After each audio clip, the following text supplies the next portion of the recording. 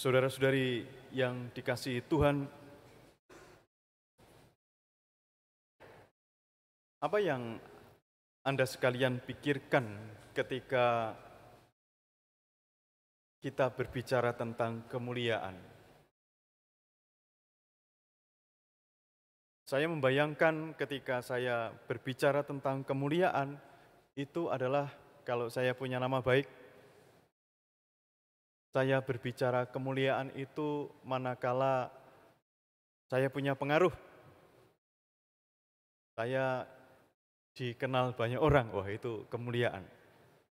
Atau yang lain lagi, saya punya, kalau zaman dulu ya, kalau zaman dulu itu ada guyonan, oh kalau pacar saya cantik, maka kemuliaan saya ikut naik. Gitu. Jadi begitu, orang membayangkan kemuliaan itu semacam itu. Tetapi apakah memang benar kemuliaan itu adalah seperti itu? Yesus tadi mengatakan, Bapa, telah tiba saatnya muliakanlah putramu, supaya putramu memuliakan engkau.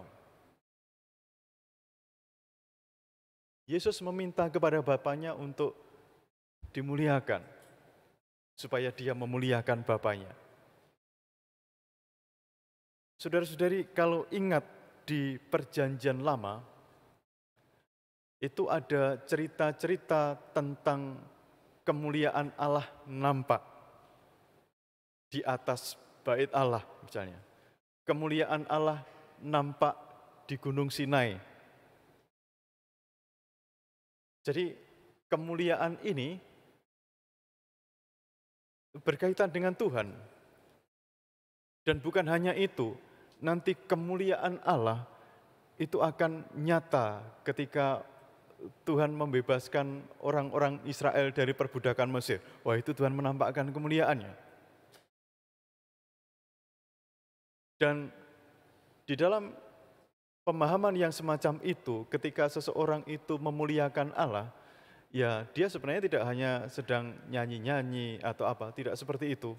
Ya itu termasuk, tetapi sesungguhnya lebih dari itu. Orang memuliakan Allah. Kemuliaan Allah itu adalah saat Allah menyatakan dirinya. Kemuliaan Allah adalah saat Allah menyatakan kuasanya, menyatakan karyanya, yang besar. Itulah kemuliaan Allah. Dan kali ini Yesus berkata, muliakanlah aku ya Bapa, agar aku pun memuliakan engkau. Kalau kita juga mengingat apa yang terjadi, oh ya, di Perjanjian Lama kemuliaan itu biasanya seperti cemerlang begitu, cemerlang begitu. Kalau kita mengingat apa yang terjadi pada Yesus di dalam Perjanjian Baru, itu di dalam banyak kesempatan orang juga ketika Yesus sesudah mengadakan mujizat, orang memuliakan Allah. Ketika Yesus mengajar begitu, nanti orang akan memuliakan Allah begitu. Memuliakan Allah. Dan juga di kesempatan yang lain Yesus mengatakan berbuatlah baik agar orang melihatnya itu dan orang memuliakan Bapamu yang ada di surga. Jadi saudara-saudari, kemuliaan Allah ketika Yesus, Bapa, berikanlah kemuliaan itu kepadaku, itu adalah di dalam diri Yesus. Yesus berharap bahwa Bapaknya menyatakan siapa Dia, menyatakan kehadirannya di dalam diri Yesus, dan itulah memuliakan Allah itu semacam itu. Kemuliaan Allah nampak dalam diri Yesus. Kemuliaan Allah akan nyata di dalam diri Yesus manakala Dia mengajar, manakala Dia mengadakan mujizat. Dan kali ini kan firman ini diberikan pada waktu perjamuan malam terakhir. Nanti kemuliaan Allah juga akan nyata di dalam sengsara, wafat, dan kebangkitan Yesus. Ini adalah saat Allah untuk menyatakan kemuliaannya.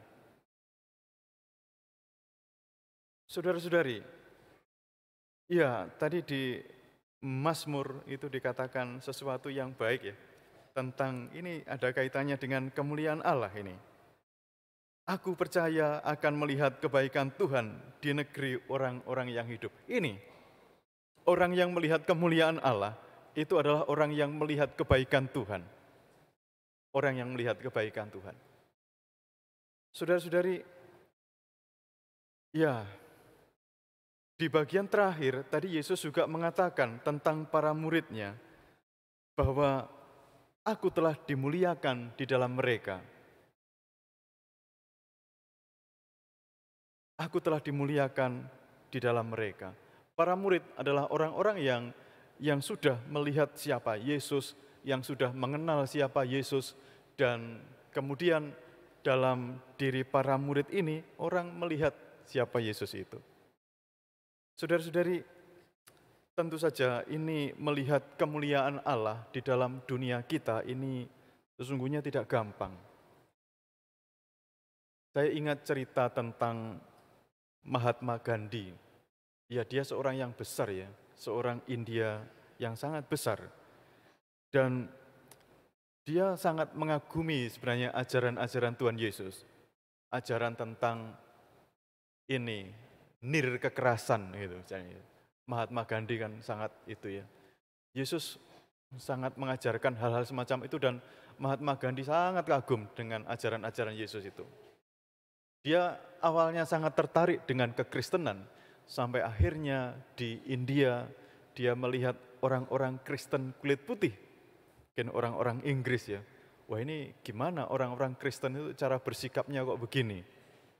Cara bersikapnya kok begini? Lalu ya situasi itu membuat dia, udahlah, tidak usah jadi orang Kristen itu.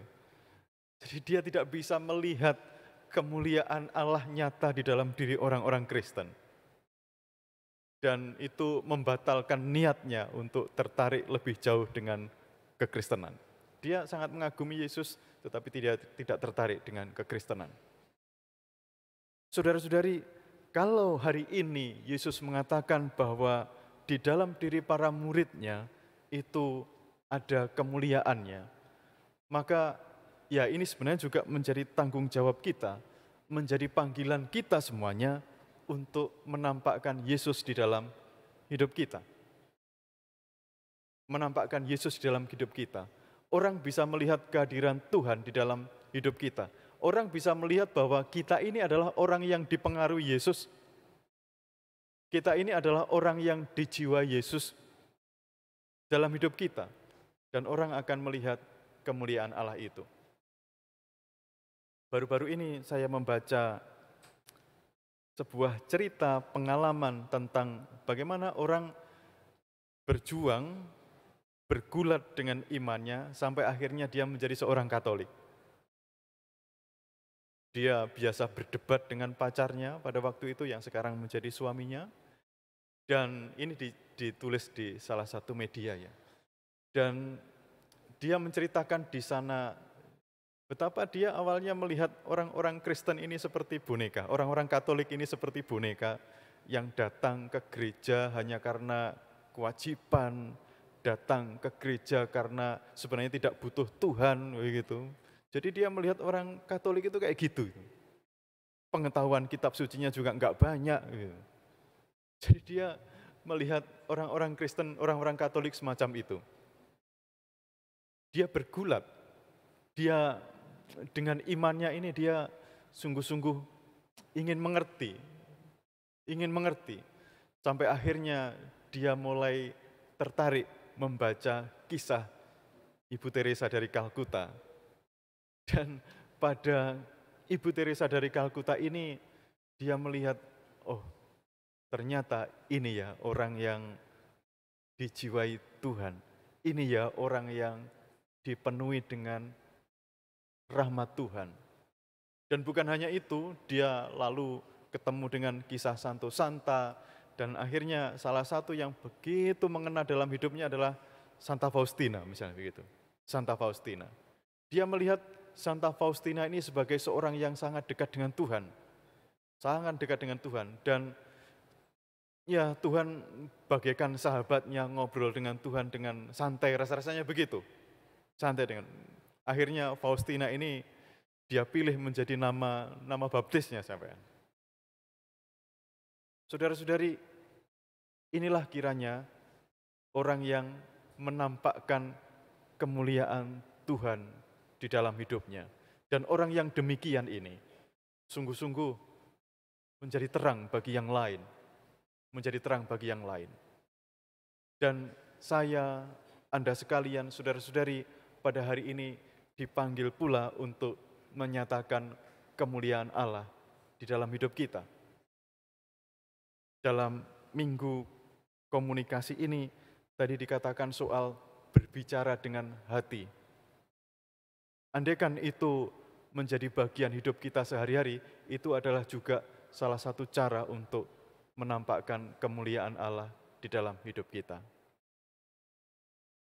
Biar hidup kita menjadi lebih cemerlang di hadapan Tuhan dan sesama.